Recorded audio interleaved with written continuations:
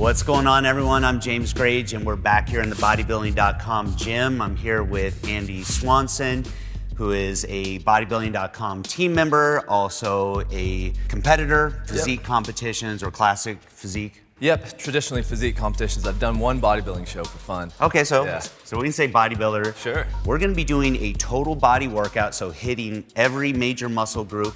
And we're gonna be doing this only using resistance bands, so no weights, no machines. And this is something that you can do anywhere. You can take this, outside if you want to. You can do it while traveling. You can do it at home. But this is a great full body workout. It's something that if you're limited on time, you don't have time for a 5-day-a-week traditional bodybuilding split, and you only have maybe 2 or 3 days a week, this is a great way to get in there, hit every single body part. So, you ready to jump into this? Yeah, let's get it. We're gonna do an overhead squat. And one of the things I like about this exercise is it is total body. We're engaging more than just the quads, hamstrings, and glutes that we would get in a squat, because we're pressing it up overhead. We're getting good isometric contraction and our delts, our triceps. We're having to really engage our core. And I think that you're gonna find that your heart rate is gonna bump up pretty quick on this. Yeah. Let's give this heavy band a try. So these are Undersun Fitness resistance bands. They come in a set of 5. They come in a nylon drawstring bag like that, so you can take them anywhere, throw them in your backpack, or if you're traveling, throw them right in your carry-on.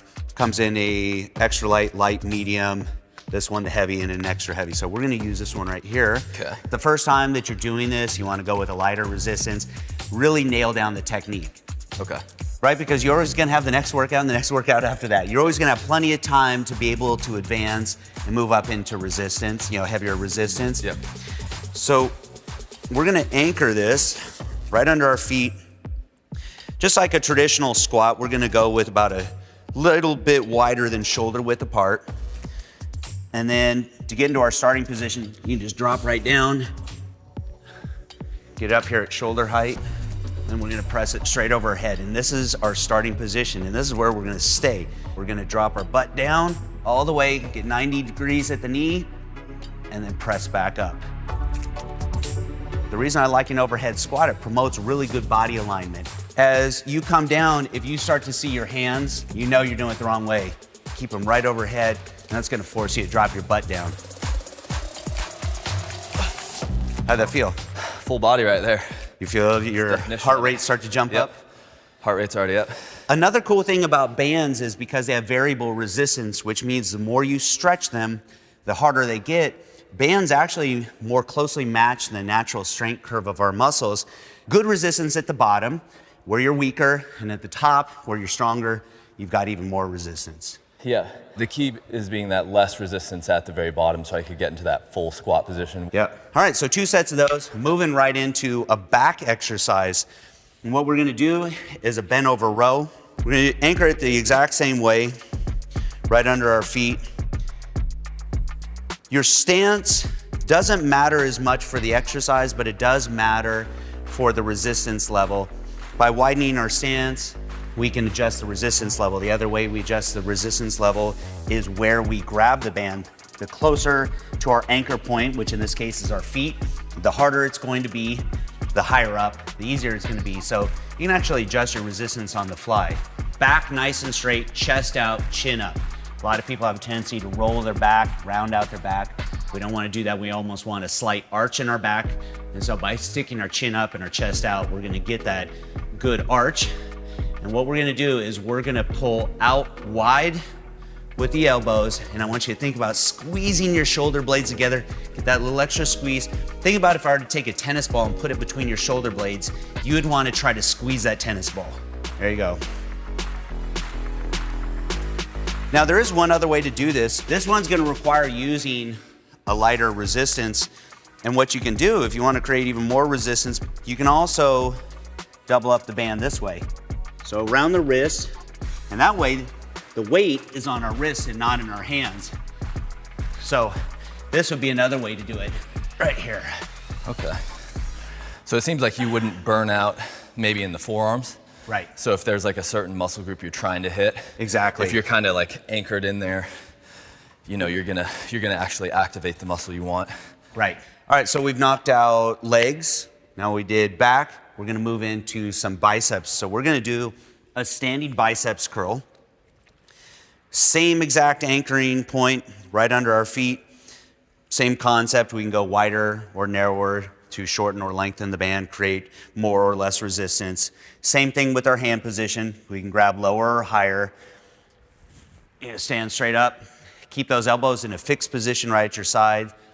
We're gonna curl up and think about keeping those pinkies nice and high. In other words, don't think thumb high. Yeah. So pinky high, get that good squeeze at the top and back down. 20 reps of those. So the same issue that we have in a squat, we have with a curl. We're weaker down here, really strong here, but then at the peak of our movement, right here where we should have the most resistance, we actually have the least. Now with the bands, as you go up, they start to stretch and you get more resistance as you get to the top. You have constant tension all the way through the range of motion here. There is no dead area. And at the bottom, where we're a little bit weaker, it's a little bit easier. You can't cheat with bands. With free weights, the reason that people swing and use all this momentum is to get past that sticking point of right here. All right, knocked out biceps. Now we're gonna move on to triceps. So I'll come over here. Traditional anchoring a band, you just wrap around and then through itself, and there it is, it's anchored. A couple different ways you could grab in the loop. I prefer not to.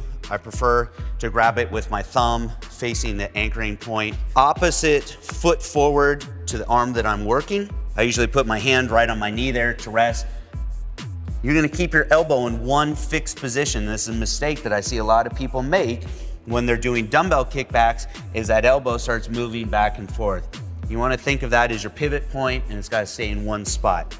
Squeeze straight back, and all the way forward. Now the nice thing about this, using resistance bands, is you have tension all the way through that range of motion.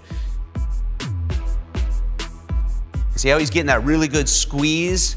That's what you want. It's rare that I lock out on any kind of exercise, but on triceps, that's one that I do. So as soon as Andy finishes, I'm gonna show you a different variation that we can do to get the same kind of movement here, but doing it unanchored. So one thing that you can do, come down here, and you can anchor the band right under your hand. Okay. And you can do the exact same thing as we're doing here, standing. Yep, cool. All right, we're gonna move into a banded push-up. Starting position, I just like to stick my hands right through the band. You can see like that. Up over my head, keeping them nice and flat, and right across my back. You don't wanna go too high because they'll slip off onto your neck. And you don't want to go too low on your back because once you get in position, it'll do the same thing. It doesn't really feel good on the back of your head. So right across your back, drop down. Now the starting position, what you want to do is if you're like this with little T-Rex arms, you're not going to be able to get into position. You're going to fall on your forehead. Not going to look very cool in the gym. So go ahead and stretch it out. Then you get into position. So all the way down. Now as you press back up, what I want you to focus on is pretending to squeeze those hands together.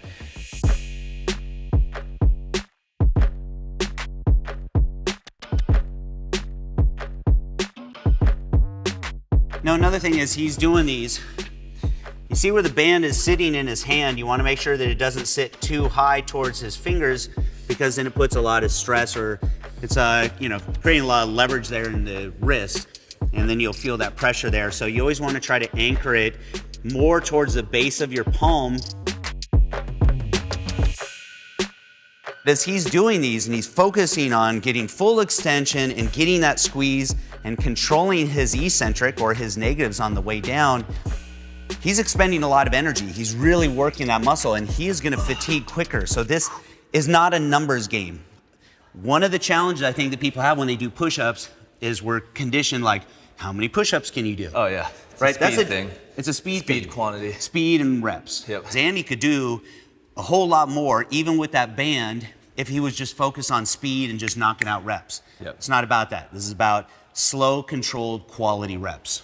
I think people aren't used to this amount of time under tension and stress to their chest. Yep. So I would say maybe for a beginner, if you feel that it's too much, just pop the band off Yep. and go into your normal Push up? Yep. So that is chest. Now we're gonna move on to shoulders. Okay.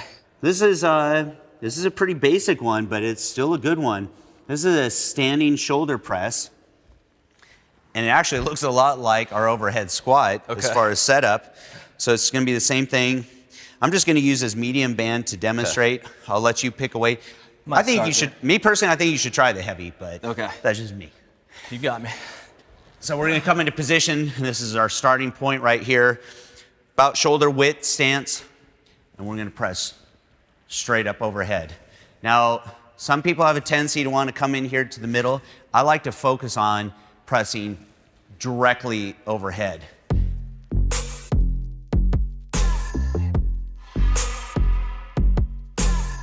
Looks good.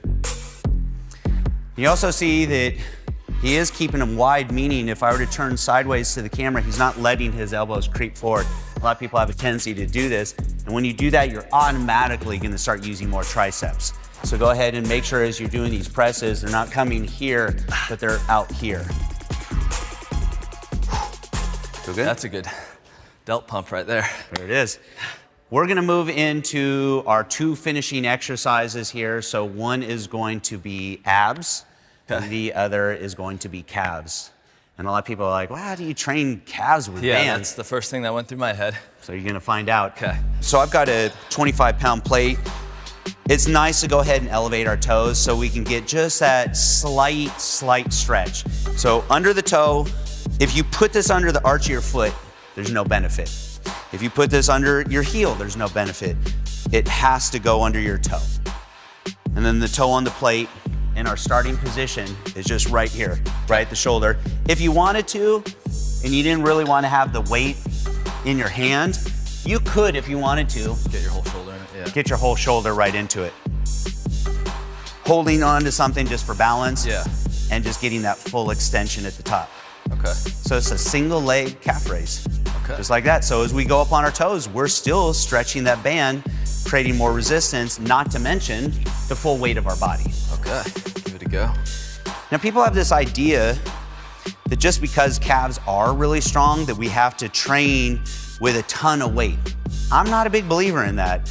I believe in good contractions, and when people are using too much weight, I end up seeing kind of almost like a half rep. They never get all the way up.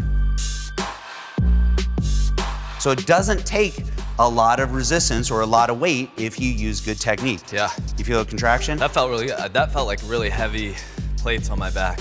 Yeah. Calf raise. And it's not a lot of easy with resistance the there. band. Yeah. Gonna move right into abs. Perfect. We're gonna use a light resistance here. You do not wanna use a lot of resistance because you won't be able to get good full range of motion here.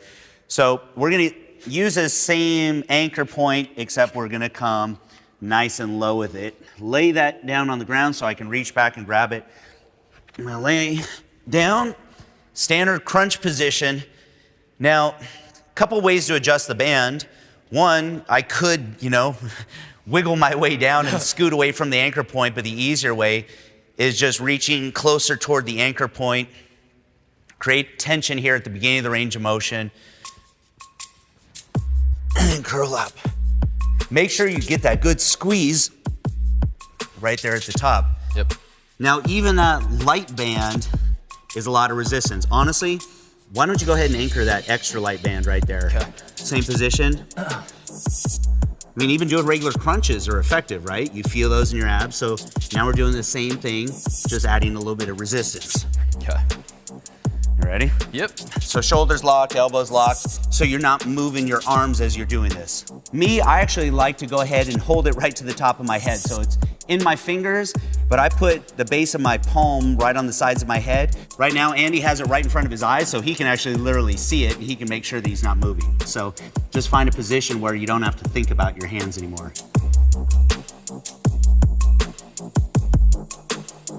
Oh yeah. That's good. It's good, right? Yep. So that's it, man. We knocked it out.